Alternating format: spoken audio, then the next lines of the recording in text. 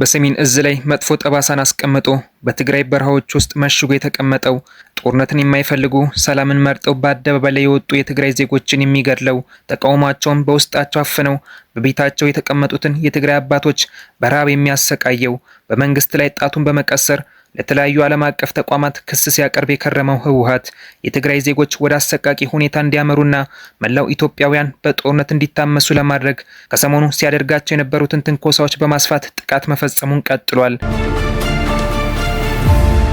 የውጭ ሀገራትን ተልዕኮ ለማስፈጸም ሲቸግረው የትግራይ በረሃዎች ውስጥ የሚገባው ከመንግስት ጋር እርቅ ሲፈጽም ደግሞ መቀለ የሚከትመው ህወሓት አሁን ደግሞ የግብጽና ኤርትራን ጥቅም ለማስጠበቅ በተቃራኒው ኢትዮጵያውያንን ለማተራመስ የትግራይ ወጣቶችን ለጦርነት እየማገደ ይገኛል።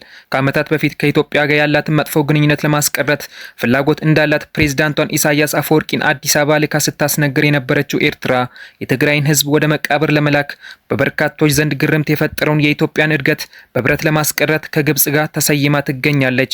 የፌዴራል መንግስት በትግራይ ክልል ህግና ስርዓት ለማስከበር የተለያዩ እርምጃዎችን ሲወስድ መቆየቱ የሚታወስ ነው።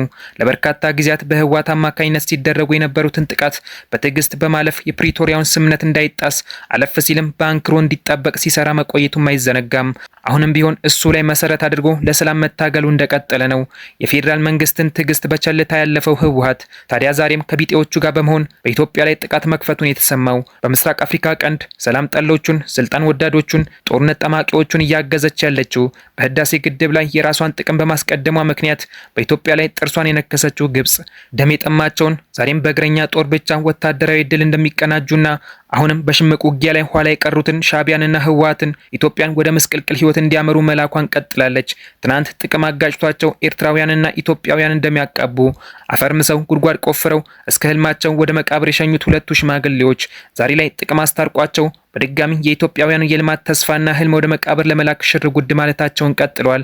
የህዝቦቿን የኑሮ ውድነት በአግባቡ መክታት ሳትችል የጦር መሳሪያዎችን እንደ ሻቢያ ላሉ ህይወታቸውን በጦርነት እድገታቸውን በውድመት ለሚከታተሉ ታጣቂዎች የጦር መሳሪያ ስትሰጥ የከረመችው ግብጽ በቅርቡ ይህንን ተግባሯን በቀይ ባህር በኩል አጠናክራ ቀጥላለች። በየመን የሚገኘው የሁቲ አማጺ ቡድን በቀይ ባህር ላይ ጥቃት ሲፈጽም ጥቃቱ ለመቃወም ከቀዳሚዎቹ ሀገራት ፊት ታርታ የምትሰለፈው ቀይ ባህርን ለሰላማዊ ዓላማ መጠቀም የምትፈልገውን ኢትዮጵያን ከባህሩ ለማራቅ ሴራዎችን የምትጎነጉነው ካይሮ እንደ የመኑ አማጺ ቡድን ሀውቲ ለሽብር ዓላማ መጠቀሚያዋ ሻቢያን አስመራ አስቀምጣለች። ከፕሬዝዳንት አልሲሲ ጦር በቀይ ባህር በኩል የሚላክለትን የጦር መሳሪያዎች ለሽብር ዓላማው ሲጠቀም የከረመው በኤርትራ ውስጥ ተቃውሞ በሚያሰሙት ላይ ሙከራ የሚያደርገው ሻቢያ የጥቃቱን አድማስ በማስፋት ትግራይን ወደ ሞት ቀጠና ውስጥ ማስገባት ፈልጓል። ጫካ ምሶ ኮሮኮንጅ ጠርጎ ለጠላት ጥይት ደረቱን ሰጥቶ 4 ኪሎ ያስገባው የትግራይ ህዝብ ላይ የጨከነው ህወሓት ደግሞ ከሰሞኑ በግብጽ አማካኝነት በሻቢያ በኩል የተላከለትን የጦር መሳሪያዎች በራማና ዛላምበሳ በኩል ሲያስገባ መሰንበቱን የሚያሳዩ መረጃዎች ወጥተዋል። ትግራይን ለማድቀቅ ኢትዮጵያውያንን ለማፈራረስ ከህወሓት ጋር እየሰራ ያለው ሻቢያ በሱዳንና በሌሎች ሀገራት ውስጥ እጁን በማስገባት ሲፈጥረው የነበረውን ግጭት በኢትዮጵያ ላይ ለማስፋት ከብጤው ህወሓት ጋር ተዘጋጅቷል። በውስጥ ፖለቲካ ጫና እየደረሰበት ያለው በካይሮ ተቀምጦ የምስራቅ አፍሪካን ሰላም መዘወር የሚፈልገው የአልሲሲ አስተዳደር እንደ ሱዳን ሁሉ በኢትዮጵያ ውስጥ እጁን አስገብቶ የእርስ በርስ ጦርነት ለመክፈት የጦር መሳሪያዎችን በአስመራ አድርጎ መቀለ እንዲገባ አድርጓል። ጦርነት ያሰቃየው በሰው ሰራሽ ረሃብ የተንገላታው የትግራይ ህዝብ አሁንም በድጋሚ ወደ ለየለት ቀውስ የሚያስገባውን ሁነት በትዝብትና በቁጭት በሩን ዘግቶ መመልከቱን ቀጥሏል።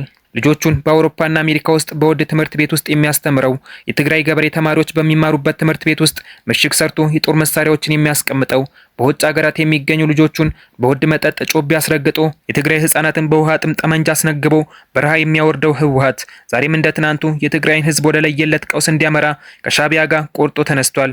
ኢትዮጵያውያን የትግራይ ተወላጆች ጠላቶች እንደሆኑ 4 ኪሎ በነበረው የዲስኩር ምላሱ ለትግራዋይ መልእክት ሲያስተላልፍ የቆየው ህወሓት ዜጎቹን የጥይት ማብረጃ ለማድረግ ከሻቢያ ጋር መስራቱን ቀጥሏል። የኢትዮጵያ የቀይ ባህር ጥያቄ ጭንቀት ውስጥ የከተተው ዘርፎ የወሰደውን የባህር ወደብ በብረት ለማስቀረት ከግብጽ ጋር እየሰራ ያለው ሻቢያ ከሰሞኑ በኢትዮጵያ ሰማይ ስር እንደ ልቡ ሲፈነጭ የነበረውን አየር ኃይል ረስቶ በአይምሮው ላይ መጥፎ ትዝታ ትቶ ያለፈውን የመከላከያ ሰራዊትን አቅም ዘንግቶ ዛሬም እንደ ትናንቱ ባረጀና በቆየ ጦርነት ስልት የትግራይ ወጣቶችን ለመማገድ ስልጠናዎችን ሲሰጥ የቆየ ሲሆን የመጀመሪያ ጥቃቱንም በጠለምት በኩል መጀመሩ ተሰምቷል።